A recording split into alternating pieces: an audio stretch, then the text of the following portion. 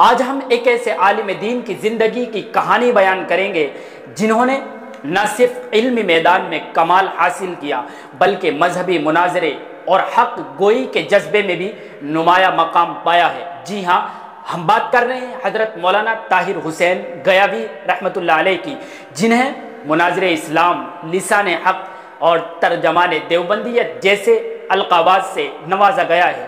چلیے ان کی زندگی کو مرحلہ وار سمجھتے ہیں۔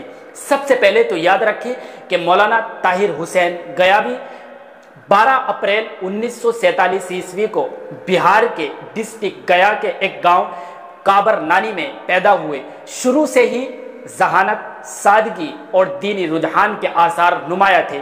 انہوں نے اپنی شروع کی تعلیم مدرسہ انوار العلوم گیا میں حاصل کی، جہاں عالمیت کے تیسرے سال تک کی تعلیم پائی۔ اس کے بعد مدرسہ مظہر العلوم بنارس چلے گئے، پھر اس کے بعد ایک سال مشہور مدرسہ مظاہر سہارنپور میں ایڈمیشن لیا اور بالآخر انڈیا کے سب سے بڑے دینی ادارے دارالعلوم دیوبند میں ایڈمیشن لے لیا۔ دارالعلوم دیوبند میں صرف ایک طالب علم نہیں رہے، بہت جلد انہوں نے اسٹوڈنٹ یونین میں خاصی سرگرمیاں شروع کر دی۔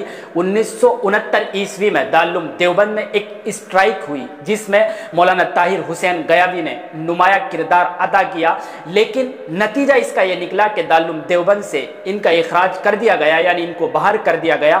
لیکن یہاں کہانی ختم نہیں ہوتی ہے۔ اخراج کے بعد یہ جامع مسجد امروہہ مدرسے میں چلے گئے، جہاں انہوں نے عالمیت کے آخری سال کمپلیٹ کیا اور 1970 عیسوی میں وہاں سے فراغت حاصل کی۔ فراغت کے بعد انہوں نے الگ الگ مدرسوں میں ٹیچر کی حیثیت سے خدمات انجام دی ہیں، جن میں مدرسہ اسلامیہ ریوڑی تالاب بنارس بھی شامل ہے۔ لیکن ان کی شخصیت میں ایک خاص چیز بھی تھی، بلند فکری، تنقیدی انداز اور صاف گوئی اور حق گوئی۔ یہی چیز انہیں ہر جگہ دیر تک نہ رکھ سکی ہے، اسی لیے انہوں نے جھارکھنڈ کے ضلع پلامو میں دارالعلوم حسینیہ کے نام سے اپنا ایک ادارہ بنا دیا اور عمر بھر پھر وہیں سے رہ کر دینی خدمات انجام دیتے رہے۔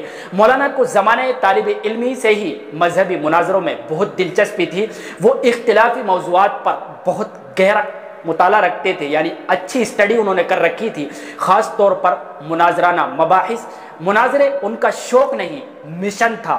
ان کے مشہور مناظروں میں کٹک اور کٹیہار کے مناظرے تاریخ میں محفوظ ہو چکے ہیں۔ انہوں نے اہل حدیث، بریلوی اور دوسرے گروہ کے عقائد پر بھرپور تنقید بھی کی ہے، مگر ان کا زیادہ تر کام بریلوی مسلک کے رد پر رہا۔ مولانا طاہر گیاوی صاحب کی علمی خدمات صرف تقریر تک محدود نہ رہی، بلکہ ان کا تحریری کام بھی بہت نمایاں رہا ہے۔ ان کی کتابیں آج بھی باقاعدہ پبلش ہو رہی ہیں، جن میں مشہور کتابیں عصمت انبیاء مولانا مودودی صاحب کے نظریات پر تنقید، اعجاز قرآن یعنی قرآن کے اعجازی پہلوؤں پر تحقیق، رضاخانیت کے علامتی مسائل، اور اس کے علاوہ بریلویت کا شیش محل، مسئلہ قدرت۔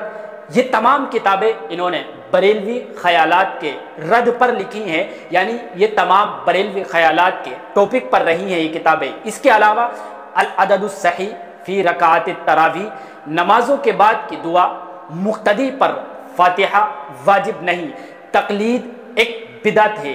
یہ چاروں کتابیں انہوں نے غیر مقلدیت کے ٹاپک پر لکھی ہیں۔ ان کے علاوہ بھی اور بھی بہت ساری کتابیں ان کی مارکیٹ کے اندر مل جائیں گی۔ مولانا طاہر گیاوی کی شخصیت کا سب سے مضبوط پہلو یہ تھا بے باکی، حق گوئی اور حاضر جوابی۔ انہیں دیوبندی مکتب فکری کے نظریات کا ترجمان مانا گیا ہے۔ اسی بنیاد پر انہیں یہ القاب ملے ہیں: مناظر اسلام، متکلم اسلام، ترجمان دیوبندیت، لسان حق، خطیب دورہ۔